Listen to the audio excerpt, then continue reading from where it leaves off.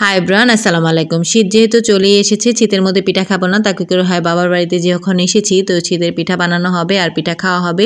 আর এখানে দেখতেই পাচ্ছেন শীত পিঠা বানানো হচ্ছে আর এদিকে মা হচ্ছে মাংস কাটছে। আমরা হচ্ছে আগের দিন সব বোনেরা হচ্ছে বাড়িতে এসেছি, বাবার বাড়িতে বেড়াতে আসিনি। মা বাবা হজে যাবে, যার কারণে আমাদের আসা। তো মা বাবা যাওয়ার আগে আমাদের অনেক কিছু খাওয়াবে, তার পালের অনেক মোরগ ছিল, সেগুলো রান্না করবে আর সেগুলো আমরা খাবো আর সেটাই আপনাদের সাথে শেয়ার করব।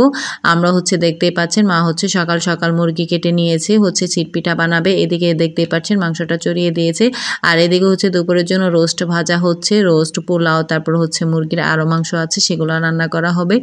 তো যেটা হচ্ছে বড় মোরগটা ছিল সেটা দিয়ে হচ্ছে আজকে চিটপিঠা দিয়ে খাবো আর সেটা আপনাদের সাথে শেয়ার করছি। দেখতেই পাচ্ছেন আমার বোন এদিকে চিটপিঠা বানাচ্ছে। আমি অনেকবার ট্রাই করেছি, পারি না আমি চিটপিঠা, কেন জানি আমার হয় না। আর আমাদের অঞ্চলে এটা কিন্তু খুবই বিখ্যাত একটা পিঠা, এটা সবাই খুব মজা করে, এটা হাঁসের সাথেও খায়। আমরা যেহেতু হাঁস খাবো না, আজকে মুরগি দিয়ে ট্রাই করব।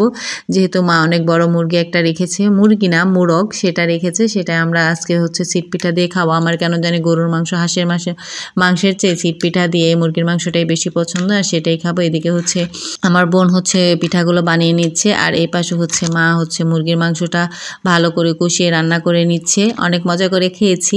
তো আপনাদেরও দাওয়াত রইল, আমাদের বাসায় কখন আসলে অবশ্যই চিটপিঠা খেতে যাবেন, আমরা অবশ্যই খাওয়াবো। আর এদিকে দেখতেই পাচ্ছেন আমার বোন কত সুন্দর করে চিটপিঠাগুলো বানাচ্ছে।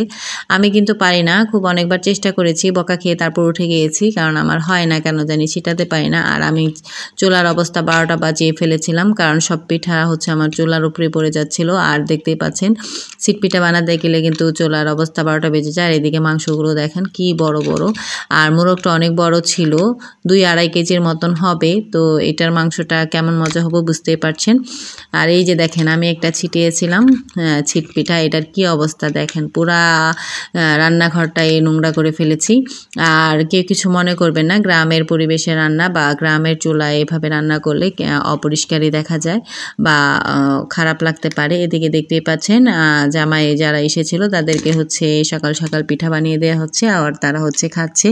আর দেখেই মনে হচ্ছে অনেক লোভনীয়, আর এটা খুব খেয়েছি, মজা করেছি, ভালো লেগেছে। সবাই আমার আব্বা আম্মার জন্য দোয়া করবেন, তাদের হজটা যেন সফল হয় এবং তারা যেন সুস্থ থাকে, ভালো থাকে।